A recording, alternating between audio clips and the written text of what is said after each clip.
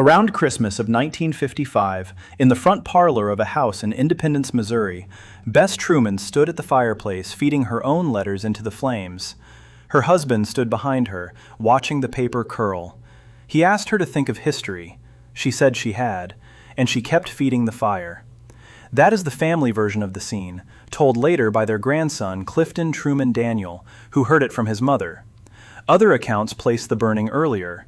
Time's obituary of Bess in 1982 treats it as a smaller, more private act. Her own daughter Margaret, writing her memoir decades after the fact, describes her father walking in on her mother burning papers without giving a year at all. The versions disagree on the date. They agree on what she did. The reason that moment matters, and that the disagreement about it matters, is that Bess Truman is remembered as the quiet one, the shy one, the woman who stood behind her husband and never wanted the spotlight. The fireplace story has been folded into that story, a curious footnote about a modest wife destroying her own correspondence. It is more interesting than that, and more deliberate. The standard American picture of the Truman marriage, a partnership held up for half a century as the last great marriage in American public life, rests almost entirely on Harry's side of the conversation. He kept everything. About 1,316 of his letters to her survive in the Truman Library, written across almost 50 years, from his first fumbling proposal by mail in 1911 to the last notes of his presidency. She kept almost nothing. The library holds roughly 184 letters of hers, and those only because she lost track of them. She missed them, the way you miss papers in the back of a bureau drawer. The grandson who eventually published them found them in corners of the house she lived in for decades. She missed them, and they survived her. The ones she meant to destroy did not. So the act at the fireplace was not a private foible. It was a piece of editing. The marriage America has been told about is a marriage she personally reduced to almost nothing. And what survives is mostly the voice of a man who loved her in writing, and who, when he could, put that love on paper. She is the silence in the archive. She was already the silence in the archive before she lit the fire. To see where the silence was built, you have to go back more than 50 years before that Christmas, to a Wednesday morning in Independence in the middle of June 1903. Bess Wallace was 18, 2 years out of high school, and at home in the family house on South Delaware Street with her mother and her 3 younger brothers. Her father was David Wallace, a real estate and livestock man about town, well known enough to be written up in the local paper when he was restless or successful.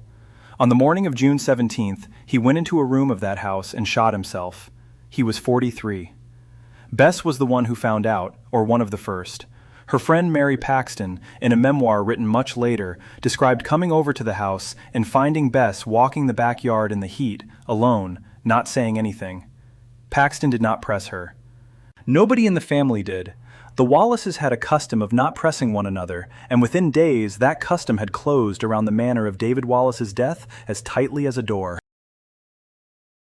The conventional story in Independence, told for years, was that Madge Gates Wallace had taken her 4 children to Colorado Springs for the summer air, the way Missouri families with means went west for altitude. They stayed roughly a year. The real reason, by family account and by the pattern of the return, was that Madge needed to get her children out of the town where the story was fresh, and into a place where nobody would ask. They came back at the end of the school year, but they did not go home.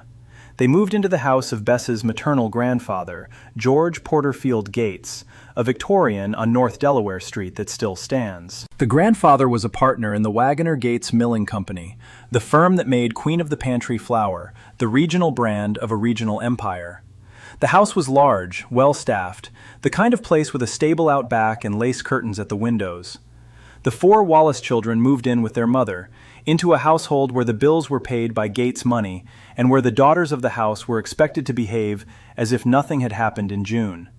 So they behaved as if nothing had happened in June. The Wallaces never spoke of David Wallace again in Bess's hearing, and Bess never spoke of him to her own daughter, Margaret, who grew up in the same town and only learned, decades later, from someone outside the family, how her grandfather had died. She wrote about it later with the bewilderment of a person who had been a Truman for 40 years before she understood what the family silence had been protecting. The way it protected is worth describing, because the mechanism is the same one Bess would use for the rest of her life. There were 2 lessons she carried out of that summer. The first was that silence works. The Wallaces did not discuss David Wallace. The town noted their absence and accepted the version of the year abroad. When the family came back and moved into a different house, no one in the family said why. Bess could walk through her grandfather's parlor and through her mother's dining room for the next half-century without once having to name the thing that had put her there. Silence was not weakness in that household. It was the operating system. The second lesson was different, and it was the one she would use the longest. Her father had not been a failure at business before he died, exactly. He had been a man who had tried to be a public man in a small town, and the cost of that effort, measured in money and reputation, had been the thing that killed him. Politics, public life, the running for office or the keeping of office had eaten David Wallace. Bess drew the obvious conclusion and kept it in her pocket for 30 years. She would not tell reporters about it. She would not write it down. She would, when it mattered, act on it. Bess Wallace was 18 when her father died, and she took over the running of the Gates house the way an oldest daughter of a Missouri family in 1903 took over the running of a house that needed running. She managed her mother, who was not a manager. She watched over 3 younger brothers, one of them given to trouble she would spend a lifetime softening. She ordered the meals, kept the staff, answered the social notes, and made sure the front of the house looked the same from the outside as it had when her grandfather was alive. Her own schooling had ended with high school. The college that had been discussed for her was the kind of thing a family like hers could afford, but did not, in the end, send a daughter to, because there was the house to look after, and a mother who needed looking after, and a story not to tell. She did not complain about this in any record that survives, because the record of her interior life in those years is precisely what she destroyed. What we have is the public effect. A young woman who was already, at 20, the practical head of a complicated household, and who had watched, at close range, what happened to a man in her family when the bills stopped and the public position did not. That is the woman who would, 8 years later, begin receiving letters from a man she had known since Sunday school at the First Presbyterian Church on the square. He was persistent in writing. He proposed by mail. She did not answer. He proposed again. She said no. He wrote again. He said he would try once more when he could pay a farmer's wage. He was offering her a Grandview farm, an overdraft, no clear prospect, and a public life in Jackson County that she had been warned about in the strongest possible terms by the example of her own father. She would not say yes for 2 more years. When she did, in the autumn of 1913, she was not a girl agreeing to a romance. She was a woman in her late 20s who had just spent a decade running a household, carrying a secret, and watching what politics did to the men in her family. She said yes with her eyes open. The courtship that followed would be long, and the man who won it was about to step into the very world she had spent a decade trying to keep him out of. What the fireplace scene of 1955 actually means, then, is not that Bess Truman was shy. It is that she had been editing for half a century, that she understood the power of what was not on paper, and that when the chance came to reduce her own side of the record to almost nothing, she took it, with a steady hand and a steady eye on the flames. The country would remember her as the woman who did not speak. She had decided, long before the fireplace, what would be left to be remembered by. The Trumans moved to independence in 1890 when Harry was 6. His parents took a house on South Chrysler Avenue, not far from the square, and within a few years, he and Bess Wallace were in the same Sunday school class at the First Presbyterian Church. He carried her books home.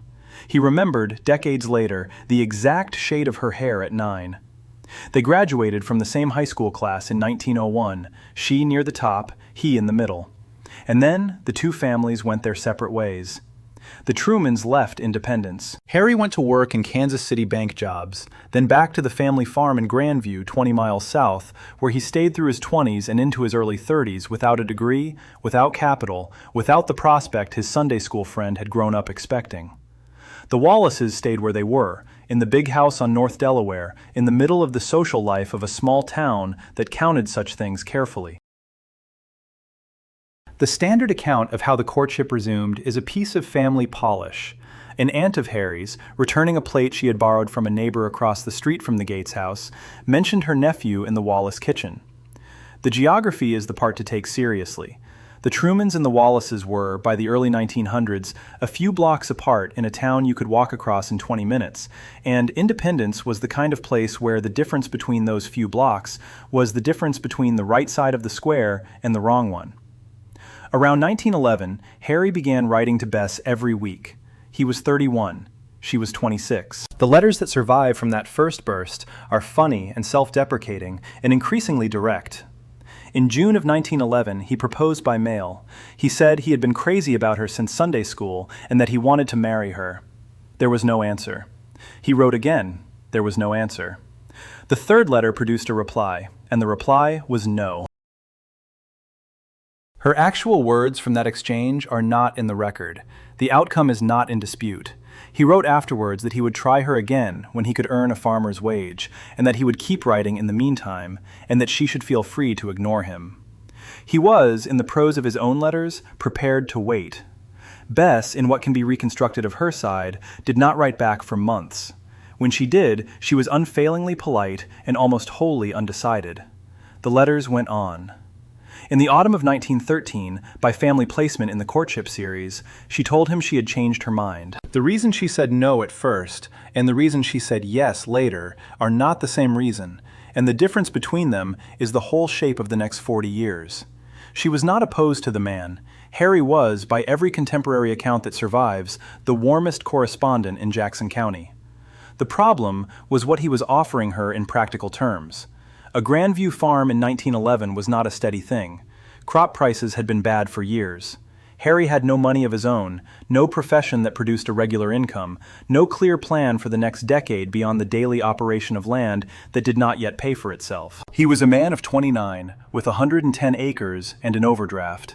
To a woman who had spent the previous 8 years watching what a household did when the money stopped, that was not an abstract concern. She had lived it. David Wallace had been a public man in a small town, and the cost of that effort, measured against the income it produced, had been the thing that killed him.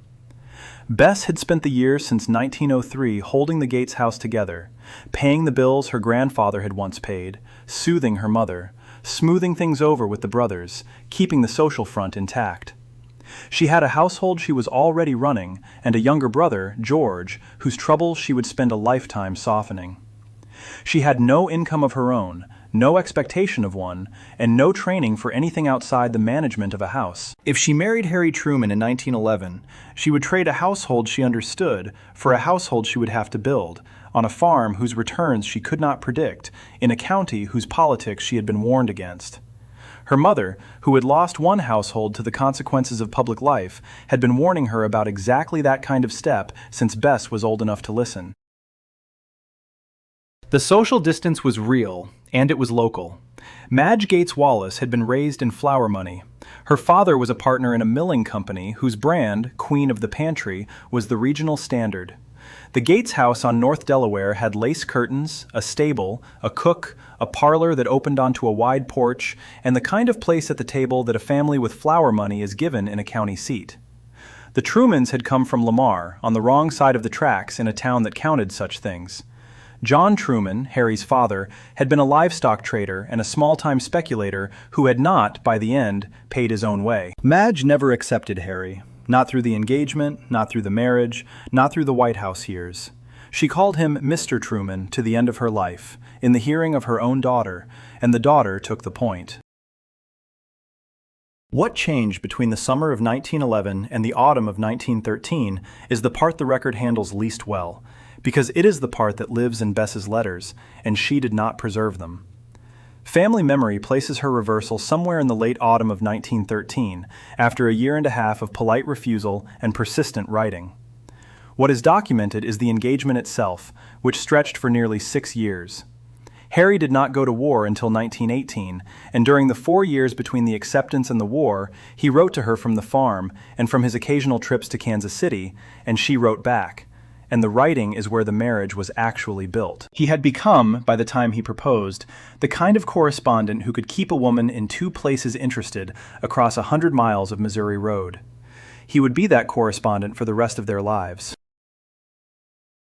The war took him in the spring of 1918 into the artillery, into Battery D of the 35th Division, into the Meuse-Argonne and the front in France.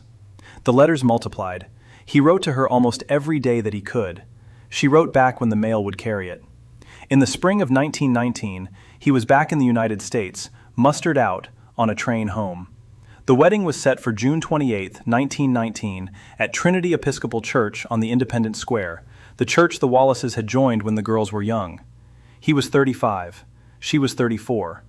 By the standards of the town, this was a late marriage in both directions. The church was full. The reception was small. They drove off that afternoon in a roadster toward Chicago, on a honeymoon that was, by the standards of the Wallaces, modest in the extreme, and by the standards of the Trumans, a stretch. 9 years of courtship and 6 of engagement is the figure the family settled on later, and it is the right figure.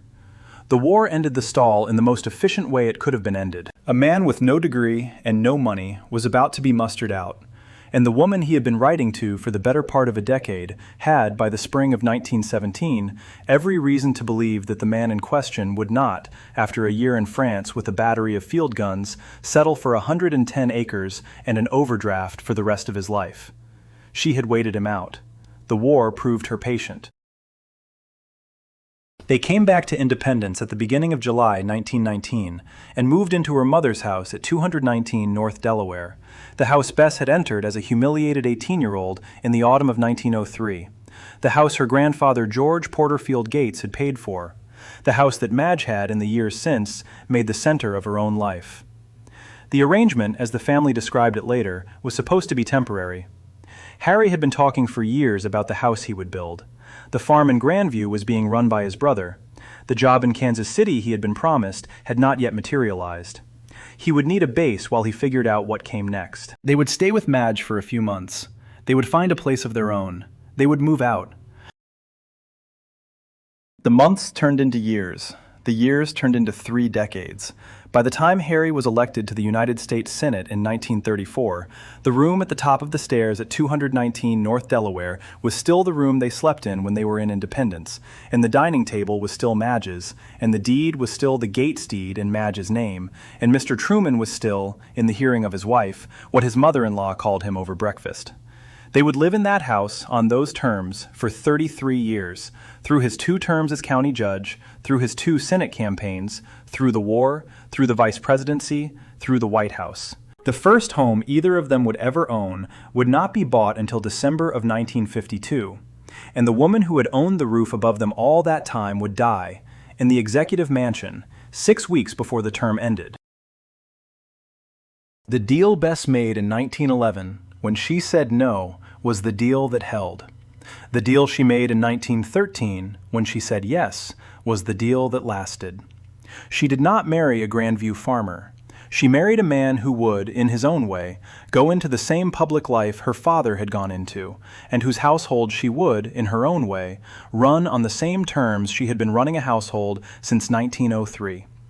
The difference was that this time she had a husband in it with her, and the man in question would, on paper, credit her for the rest of his life as his partner in everything he did. He would say it in his speeches, in his letters, in the famous formulation that was repeated at his funeral and after. Whether he meant it the way she had been taught to mean it, in the household she had been keeping since she was 18, was the question the rest of the marriage would turn on. The first thing to understand about the Truman household is who owned it. The house at 219 North Delaware Street in Independence was not, in 1919, Bess's house to put her new husband in.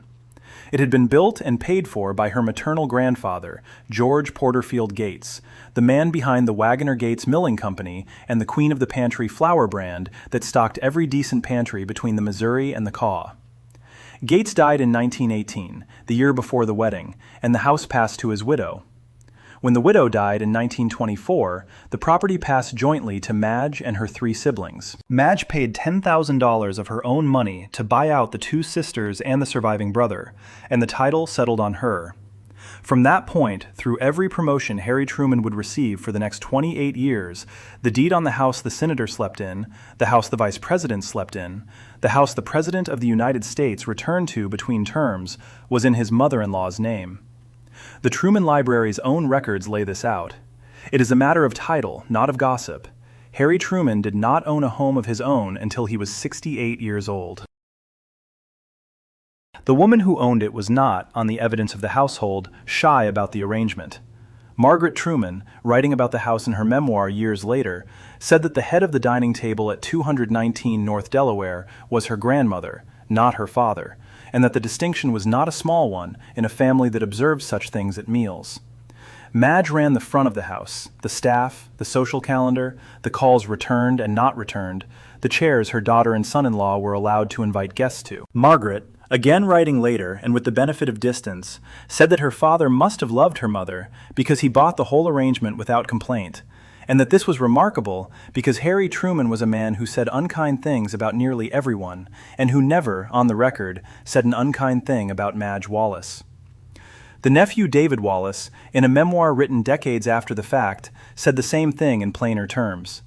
The Trumans eventually stopped entertaining friends at the house, not from unsociability, but because nobody in the family could be sure what Madge would say to a guest over a second cup of coffee. That last claim is family memory and not documented, and it should be held loosely.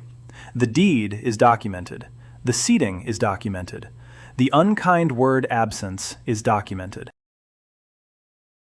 Into this household, in the autumn of 1919, Harry brought a young wife and no money. He had come out of the army without a job, with a small savings, and with a partnership in a Kansas City clothing shop that he had signed up for during the war with a friend from Battery D, Eddie Jacobson, an enlisted man from Kansas City whose family knew the garment district. The shop was a haberdashery on the south side of Kansas City, men's shirts and collars and ties, and it did well for about 2 years. The post-war farm economy collapsed in 1920 and 1921. Wheat prices broke. The shop's customers, mostly small-town merchants and county officials, stopped buying. The partnership failed in 1922. The standard version is that Truman refused to declare personal bankruptcy and that he spent the next 15 years paying the debts down, dollar by dollar, to the men and women the store had owed. The figure is approximate. The effect on the household budget is not approximate. Bess was running a house with a new baby on the way, no independent income of her own, a mother in effect upstairs, and a husband who was bringing in less than the household spent. She had been doing this kind of arithmetic since 1903. She was good at it. She did not, however, enjoy it. The 2 lost pregnancies of the early years, in 1920 and again in 1922, sit on the page in family memoirs as a private grief. They are also, by the same family memoirs, the reason Bess refused for years afterward to buy so much as a blanket in advance for the third. Margaret was born at home on February 17, 1924, and the family story, told so often it has the worn smoothness of a polished stone, is that Margaret slept her first weeks in a bureau drawer lined with a pillow, because the house did not yet have a proper bassinet, and her mother had learned not to count on a future that had not yet arrived. In the same year the store failed, 1922, Truman was put up for the administrative job of judge of the Jackson County Court, Eastern District, with the backing of the Kansas City political organization run by Tom Pendergast. The Pendergast machine controlled Jackson County, much of Missouri's Democratic apparatus, and a long list of patronage jobs in the city and the county. The organization would, in various forms, support Harry Truman for the next 22 years. The organization would also send its boss to federal prison in 1939, would be the subject of a famous corruption trial, and would be the first thing any reporter from outside Missouri would mention when Truman's name came up. Bess knew what patronage politics could do to a household, because she had been 18 in 1903 in another house, watching a quieter version of the same kind of entanglement grind her father down. By family account, and by the careful phrasing of her biographers, she had misgivings about the men her husband was now working with, and about the kind of life those men led. She did not say so on the record. She went to work. The work was not, at first, public. Truman was named county judge in 1922, the administrative head of a road and bridge system that employed several hundred people and spent a not inconsiderable budget. He lost his re-election bid in 1924, the year of Margaret's birth and the year of his mother-in-law's purchase of the deed. He went back into the haberdashery for a stretch, failed again, and was put back up by the organization in 1926. He won. He won again in 1930, and in 1934, the machine put him forward for the United States Senate. He won that too, against the wishes of the Kansas City Star, the way he had won the others, with the organization turning out the vote and his own tireless door-knocking filling in the rest. By 1934, the household on North Delaware Street was the household of a sitting United States Senator, and the woman who ran it was the same woman who had been running a household on the same property since 1903. The public story best told about her own work in those years is the one that has been quoted for half a century and is still, in 2024, the line that travels. Asked by a reporter what she did in her husband's campaigns, she said she made sure her hat was on straight. The line was elegant, and it is the line that has survived. The private story is what the line was designed to conceal. In private, and in the documentary record, Bess was her husband's political partner in everything but title. She kept the books for the failed store. She worked as his aide at the county court, managing the office while he was on the road. She read every major speech before he gave it, and the historians who have gone through the papers say the changes she made were not cosmetic. She wrote, in her own hand, the language in which he would describe himself to the voters of Jackson County and later the United States. When reporters came to the house in Independence, she handed them the hat line. The hat line was a piece of theater, performed for a press that had been told, by the same household, that the woman of the house had nothing to say about the politics. The reporters quoted it. They quoted it because it was good copy. They did not, in those years, dig much further. The lesson of 1903, the lesson of a man who had been ruined by what the town said about him, was the lesson Bess had applied in 1919 to the haberdashery and in 1922 to the county courthouse. Hand the public one story, keep the real one in the house. Bess's caution, in those years, was not simply the caution of a private woman who did not care for public life. It was the caution of a woman who had watched what public life did to a man and her family, and who had decided, when the choice came, that her husband would not go into it the way her father had. She would not be quoted. She would not be the candidate's wife who gave interviews. She would not be the woman whose picture was on the society page. She would, in the quiet of the dining room at 219 North Delaware, edit the speeches, and she would, in the front parlor, hand the reporters the line about her hat, and the two of them would be left alone to do the work. The arrangement held through the second county judgeship, through the Senate campaign, through the 1934 primary, and through the long apprentice years of the upper chamber. It would not, in the end, be enough to protect her from the fact that the man she had married was about to step out of the county arena and onto the national one, in which the same press she had been keeping at arm's length would, within 10 years, be a problem of a different size. The household, by the end of 1934, was a working political partnership disguised as a quiet domestic arrangement. The disguise was effective because the public image of Bess Wallace Truman was a public image she had constructed, in private, and was willing to maintain at the cost of having her work attributed to the man who stood in front of the room. The price of the disguise was the part nobody talked about. The man did not own the house. The man did not, in the formal sense, run the household. The man had lost 2 pregnancies, lost a business, and was now working, on a daily basis, for the kind of political organization that had, in her own family, destroyed a man she had loved. She had not stopped him. She had gone with him.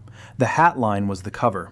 The work behind the cover was what she had been doing since 1903. In the winter of 1935, Bess Truman packed a trunk for Washington and moved into an apartment in the Capitol with her husband and her daughter. She was 49, Margaret was 10. Madge came along, as she would for most of the rest of her life, and the household of 3 generations re-established itself on the East Coast, in a flat that has been described in family recollection as adequate and no more. Bess was now running 2 households at once, the apartment in Washington and the house at 219 North Delaware, with the same woman in charge of both, and with Madge's preferences to manage in whichever one she happened to be in. The Truman Library's finding aid for Bess's papers lays out the geography. It describes a woman shuttling between the two addresses for the rest of her husband's career, with a calendar that could place her in either city for weeks at a stretch, and a daughter in school in one or the other, and a mother who required handling in both. The arrangement was not unique among Senate wives. What was unusual was the distance, the size of the gap between the public version of the arrangement and the private one. The private record is in the letters. The library holds about 184 letters of hers, scattered across the long span of the marriage, the ones that survived because she lost track of them. The late 1930s and early 1940s are the best documented stretch, because Bess was writing from Independence to her husband in Washington about the house, the bills, her mother's health, the politics of the county, and the people around her husband that she trusted and the ones she did not. The letters, as her grandson would later describe them, are the letters of a funny, opinionated, warm woman, nothing like the silent figure the country had been handed. They are also the letters of a woman running a complicated operation on a senator's salary, with a daughter in a private school in Washington and a mother in the spare room at home. And they are short, and they are full of arithmetic. The picture they paint, when they are read in bulk, is the opposite of the one the press had been given. In public, Bess was still the woman who checked her hat. She gave almost no interviews during the first Senate term. When she appeared at a campaign function, she appeared on her husband's arm, said what was required, and left. The hat line continued to be the line. The reporters continued to write it down. Her husband, on the stump, presented her as the partner of his work.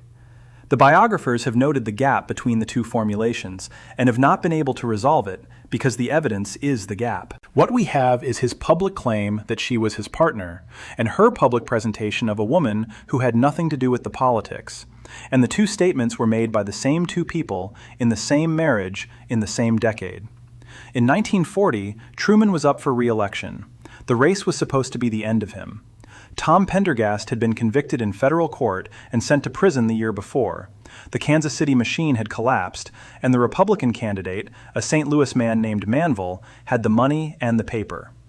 Truman ran harder than he had ever run. Bess did the work behind the work. The speeches, the contacts, the home district, the patient door-knocking she would not let him do alone. He won, by a margin nobody had predicted, and the win pulled him into the second term in which the thing happened that would, in the long run, end the hat line. In 1941, the Senate set up a special committee to investigate waste and profiteering in the defense contracts that had begun to flood the country after the fall of France. Truman was appointed chair, partly because he was a good administrator, partly because he was nobody's man, and partly because nobody in the leadership thought the committee would amount to anything. The Truman Committee, as it came to be called, did amount to something. It traveled. It investigated. It held hearings in hotel ballrooms and warehouse basements from Missouri to Maryland. It saved the government a great deal of money. It made Truman, by 1944, one of the most visible senators in the country, and one of the few members of Congress on the list that Washington reporters circulated in the spring of that year of the most valuable officials in the Capitol. The fame was the danger. Bess had spent 15 years keeping a low profile on purpose. Her husband had, in 18 months of committee work, become a man who could not be kept low. The committee work was not the only thing that made the private arrangement harder to keep. The Senate payroll did. Bess had gone on the public payroll as a clerk in her husband's office, at a salary of $2,400 a year, a figure that was modest by Washington standards, and was a real amount of money to a household that had spent the previous 15 years paying off a haberdashery debt. The arrangement was not illegal and was not even unusual in that season of Washington. What was unusual was the family. Truman had, in his first Senate race in 1934, publicly attacked his opponent, a man named Jacob Tuck Milligan, for doing exactly what he was now doing, putting his wife on the public payroll for what the campaign literature had called a sinecure. The charge had been a serious one, and Truman had used it without apology, and the use of it had helped him win. The same charge, made about the same practice in the same state, by the same man, sat on the record like a debt that had come due. Staff in the office, paid less than she was, had opinions about how much work the senator's wife actually did behind the desk. Robert Farrell, the historian who later edited Harry's letters, argued that the payroll was one of the real reasons Truman did not want the vice presidency in 1944, that the practice sat uncomfortably against his self-presentation as a man of absolute honesty, and that he worried on paper about what would happen if the arrangement became public. It became public in the spring of 1944. In the same weeks the party bosses were deciding who would balance the ticket. An opponent in the Missouri primary had already tagged her with the name Payroll Bess, and the name had stuck. The defense her husband gave was honest. She did the work. The salary was payment for real expertise. The defense was also, in the larger arithmetic of the Truman reputation, expensive. In private, the work Bess did was substantial and is documented in the papers that survive. She read every major speech before he gave it, including the speeches of the 1940 campaign and the speeches of the early war years.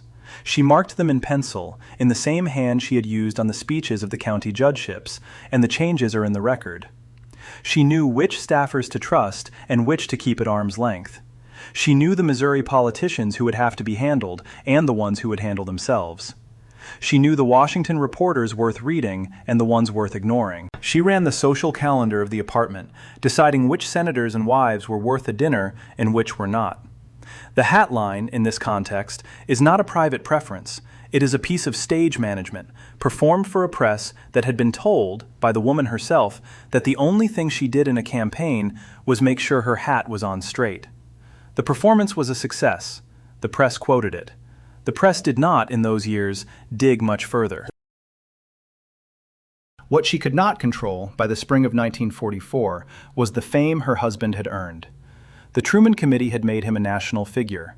The reporters who covered Washington that spring put him on a short list of senators who could plausibly be asked to balance a national ticket. And the conversation about the vice presidency, which had been an insult in Jackson County a year earlier, was now a serious one in the offices of the party. The man she had been quietly editing behind the line about her hat was about to be asked to step out from behind her. The arrangement she had built since 1903, the arrangement in which she ran the household and the household's public face, while he ran the politics, was about to be tested by the kind of scrutiny that operates at a national level. The reporters who had been polite in Missouri would not be polite in Chicago. The records that had been safe in independence would not be safe in a national press. The secret she had carried for 41 years was about to be inside the perimeter of a different kind of search, and the people doing the searching would not be stopped by a hat line or a clerk's salary. In the spring of 1944, Franklin Roosevelt was visibly dying, and the party that intended to renominate him was beginning the search for a vice presidential candidate who could step into the presidency if the obvious happened. The search moved to Chicago in July. Bess did not go to the convention. She stayed in Independence, in the house on North Delaware, doing the thing she had been doing for 2 decades, which was to stay home while her husband went to do the public work. The hat line held. The reporters in Missouri wrote what she had trained them to write. What she feared in the weeks before the convention met was not the payroll. The payroll had already been named. Payroll Bess was already in the papers. What she feared was a different kind of search, the kind that a national campaign attracts, in which reporters descend on the hometown of the candidate and read the county records and ask the neighbors what the family was like in the years before the family was the family the country knew. Independence was a small town. The county courthouse was a public building. The records of 1903 were still on the ground floor of the building in the bound volumes of deaths that anyone with a press card could ask to see. Bess had been carrying the manner of her father's death for 41 years. She had not told her own daughter. She had not told her husband's staff. She had, by every indication in the record, told almost no one outside the immediate family, and the immediate family had not, by 1944, discussed the matter in the hearing of one another in more than 4 decades. A national campaign would put reporters on the courthouse steps, and the reporters would read the bound volume, and the bound volume would tell them what the family had agreed not to tell. By the family's own later account, she was, in the days before the nomination, the picture of a woman who had been awake too long. One observer, paraphrased by historians decades later, described her at the convention as looking exhausted, as though she had been crying. Family accounts have her asking her husband, through a crowd of reporters and Secret Service men, whether this was going to be the rest of their lives. The question was not a question about the vice presidency. The question was about the perimeter, the wall of polite silence that had held the family story in place for 2 generations, and that the nomination would, in the ordinary course of a national campaign, open. On the afternoon of July 19, 1944, Harry was called to a hotel room in Chicago. The party bosses were there, including Robert Hannigan and Frank Walker, and on the telephone was Franklin Roosevelt in Warm Springs, telling Truman, in effect, that if he wanted to break up the Democratic Party in the middle of a war, that was his responsibility. Truman said yes. The marriage's unspoken rule that the father's death would stay buried held for 4 more months under the pressure of a national campaign in which reporters did not, in the event, go to the ground floor of the Jackson County Courthouse and pull the bound volume. The strange coda of the 1944 campaign is that the suicide never came out. Reporters did not dig, or they dug and did not publish. And the secret Bess had carried since she was 18 survived the most scrutinized political season of the century intact. The day after the nomination, she did something almost unheard of for her. She held a press conference in a hotel suite in Chicago with a row of women reporters behind a phalanx of chairs and answered the questions they put to her. The transcript, in the papers that survive, is short and friendly and unrevealing. The hat line did not appear. She was the nominee's wife, and she was performing the role. The rest of the summer she spent in Independence, reading his speeches before he gave them, in the same hand she had been reading them in since 1926. By the inauguration in January of 1945, she appears to have made her peace with second ladyship. The role was small, the scrutiny was smaller. The parties were tolerable. The 82 days between the inauguration and the death of Franklin Roosevelt were, by every account, the most comfortable period Bess would have in public life. Then the phone rang. On the afternoon of April 12, 1945, Bess was next door at a neighbor's apartment on Connecticut Avenue, having tea, when the call came. Harry wanted her and Margaret at the White House. They drove across town. She cried on the way. Her first request, on arrival, was to see Eleanor Roosevelt, to say something about her husband, and the request was granted. She stood beside her husband at the swearing-in, in the cabinet room, with the reporters kept out and the photographers admitted. The line she gave later, about that day, was that she could not possibly be anything like Mrs. Roosevelt, and that she was not going down into any coal mines. The line was meant as self-deprecation. It functioned as policy. She was drawing a line at what a First Lady was going to be, and the line was drawn at a different latitude from the one Eleanor Roosevelt had occupied for 12 years. Bess canceled the weekly press conference that the previous administration had held almost immediately and replaced it with a small number of off-the-record teas for women writers, on her own terms. The Washington Women's Press Corps protested for 2 years. In 1947, she finally agreed to answer a written questionnaire. The answers came back in pencil, so short that 2 White House secretaries read them aloud in minutes. Yes, no, no comment. Asked whether she would want her daughter in the White House someday, she managed a full sentence of refusal. Asked why she would not speak to the public, she said she had not been elected to anything and therefore had nothing to say. J.B. West, the chief usher of the White House, would later write that she guarded her privacy like a jewel, and that within the privacy she played a role almost nobody in the building suspected. The role was the role she had been playing since 1903, which was to keep the household running and the family story safe, and to do it out of the sight of the people whose business it had become to be interested in her. Harry's public formulation of the partnership, meanwhile, was consistent. She was his chief advisor, he told reporters, and a full partner in everything he did, politically and otherwise. The formulation was repeated in the memoirs of staff, in the histories of the administration, in the eulogies at his death, and the obituaries after. Margaret, in her biography of her mother, would later write that her mother had been a spectator rather than a partner in her husband's presidency, and that the demotion had made her mother very angry. Both formulations came from inside the family. Both were true, in the way that two statements about the same marriage from the same household can both be true, if the marriage is large enough to contain them. The partner formulation was what the president wanted the country to believe, and what he may have wanted to believe himself. The spectator formulation was what his wife experienced, in the building he ran, in the months after the bomb. The bomb was the hinge.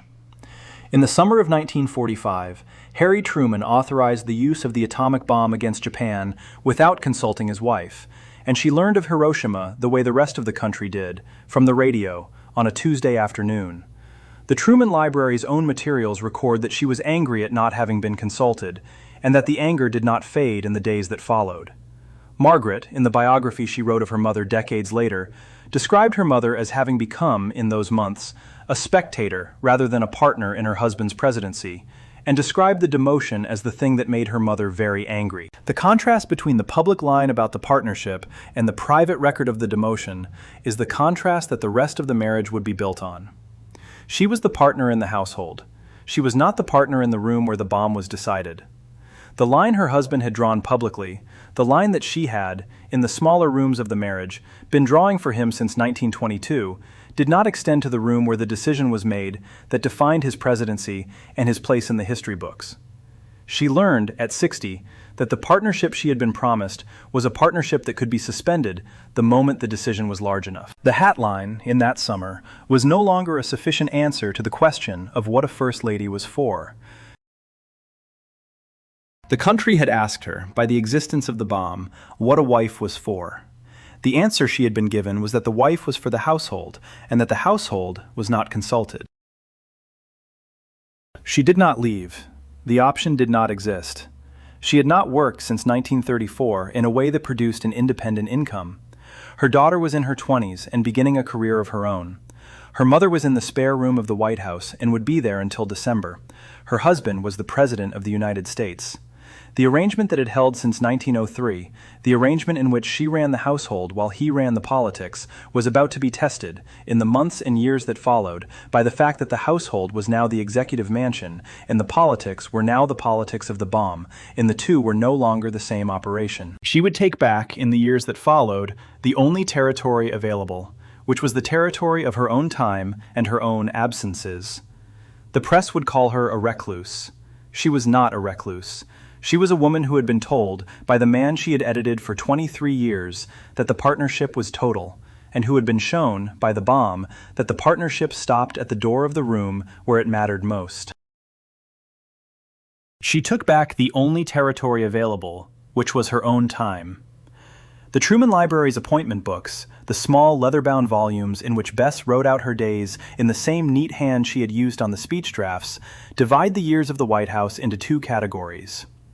The folders marked personal are the Independence ones. The folders marked official are the Washington ones. She filled more of the personal folders than the press understood. She usually spent several months of every year in Missouri, in the house at 219 North Delaware, out of the building, away from the press corps, away from the official calendar. During those absences, the president wrote her the way he had written her in 1911 and in 1937, in the long weekly letters of a man who could not stop corresponding with his wife, in a hand that the household would later find, after her death, under sofa cushions and wedged into the spines of books. In a letter of June 1946, he assured her that nobody but him opened his family mail. The assurance was, in context, a small one. The fact that he had to make it tells you what the household had become. She called the White House the Great White Jail. The phrase is the family phrase, and it has been quoted so often it has lost its edge. But the edge was the point. She was a woman who had been running a household in Independence since she was 18, and the household she was now in had 300 rooms, and a staff she did not choose, and a press corps she had not invited, and a husband whose working day started before she woke up and ended after she went to bed. When she was lonely enough, she flew her Independence Bridge Club to Washington to play cards in the residence with women who had known her before she was First Lady. The trips were treated, in the press, as a curiosity. In the household, they were the operation of a network she had kept in place since 1919, and the network was what she had instead of friends in the capital. She kept driving herself around the city, in her own car, at her own pace, on her own routes, until the Secret Service men assigned to the family complained they could not keep track of her. She kept her regular beauty appointment in Washington, $3 for the same weekly slot, at the same shop she had been going to for years, and saw no reason to change. The point of these habits was not eccentricity. The point was to keep, in the middle of the largest house in the country, the schedule of a woman who had been running a household in Independence for 40 years and who intended to keep running it on her own terms. The public tried in 1945 to conscript her into a moral position, and she refused with the same instrument she had used at 18. The episode is worth describing because it shows the instrument at work on a different kind of target. In the spring of that year, the Daughters of the American Revolution, the same organization that had barred the contralto Marian Anderson from Constitution Hall 6 years earlier, refused to allow the pianist Hazel Scott, who was black, to play in the same hall. Scott's husband was Adam Clayton Powell, Jr., the newly elected congressman from Harlem. Powell asked the First Lady to boycott a DART that was being held in her honor, on the grounds that the organization had excluded his wife. Bess attended the tea. Powell, in response, called her the last lady of the land. Harry Truman barred Powell from the White House for the remainder of the presidency, a grudge held for years over an insult to his wife, and the grudge tells you which side of the marriage felt the sting. Bess, on the matter itself, issued one sentence. She said she deplored any action that denied artistic talent and opportunity because of prejudice. And then she said nothing further, ever, on the subject. The sentence, by her biographer's account, was something she was genuinely upset about being asked to take a public position on, and the upset was sharpened by the fact that the position would have placed her, in the press, on the same side as the segregationists the DAR was, in practice, defending. Her response was to withdraw from the public further. Same tool, different target. The principle she had been operating on since 1903, the principle that a private woman's time is not a political instrument, was the principle she applied here, and the application cost her a friendship with the black establishment in Washington that had been, until then, cordial. The instrument is the same instrument. The cost is different in different hands. The year 1952 was the hinge. On the morning of December 5th, in the White House, Madge Gates Wallace died, in the house she had run, in the city her son-in-law governed, 6 weeks before the term ended. She had lived with the Trumans for 33 years, in the Independence House and the Washington apartment and the Executive Mansion. She had gone with them when they went. She had made the firing of Douglas MacArthur in 1951 a personal grievance she pressed on her daughter from inside the residence, in the hearing of the staff, in the form of a National Guard captain telling off a West Point general. A family recollection that captures both the woman and her position. Queen Elizabeth sent Bess a telegram of condolence. The funeral was held in the music room at 219 North Delaware, in the house Madge had owned, in the front parlor in which the family had been living, on and off, since 1919. When the estate was settled, Harry and Bess Truman bought the house. He was 68, she was 67. It was the first home either of them had ever owned. It was the house Bess had entered, in the autumn of 1903, as a humiliated 18-year-old, carrying the family secret in a trunk. 3 years later, around Christmas of 1955, in the same front parlor, in front of the same fireplace, Bess began feeding her own letters into the flames. The grandson who later told the story said Harry asked her to think of history, and that she said she had, and that she kept feeding the fire. Time's 1982 obituary placed the burning earlier and treated it as a smaller, more private act. Margaret, in her memoir, described her father walking in on her mother burning papers, without giving a year. The versions disagree on the date. They agree on what she did and on the answer she gave. Robert Farrell, the historian, later went through the house and found Harry's surviving letters scattered through the rooms, under sofa cushions, inside the spines of books, piled in an attic that raccoons and pigeons had entered. He published them in 1983 as Dear Bess. In the 1980s, an inventory of the house turned up about 184 of her own letters that she had missed, the ones that had survived the fire because she had lost track of them. Her grandson published those in 2011 and described the woman inside them as funny, opinionated, and warm, nothing like the silent figure the country had been given. Harry Truman died in December 1972. Bess lived another 10 years in the house on North Delaware, receiving visitors, refusing interviews, walking the same stairs, keeping the same schedule. She died in 1982 at the age of 97, the longest-lived First Lady in American history. The marriage America remembers, the last great marriage in American public life, is a real marriage. The letters of his that survive are genuinely fine writing, by a man who could not stop writing to the woman he had courted for 9 years, and the affection between them is not in dispute. The arrangement was also, in her own accounting, a bad bargain. Both are true. The record that makes it look like a love story is a record she personally edited down to almost nothing. He saved every scrap he wrote and is quoted forever. She saved almost nothing, missed 184 letters, burned the rest, and got the last word. The honest version of the story has to admit that nobody knows what was in the bundles she put into the fire. The grandson has told us, in the letters she missed, that she was funnier and warmer than the country remembers.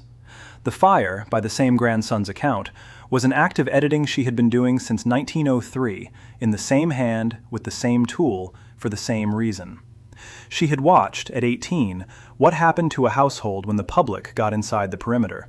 She had spent the next 79 years making sure the public did not get inside hers.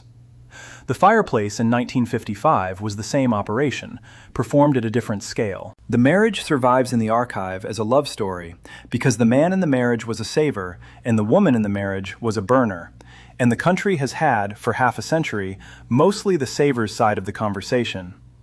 The question the film cannot answer, and the honest version has to say it cannot answer, is what the woman in the marriage thought about the love story the saver left behind.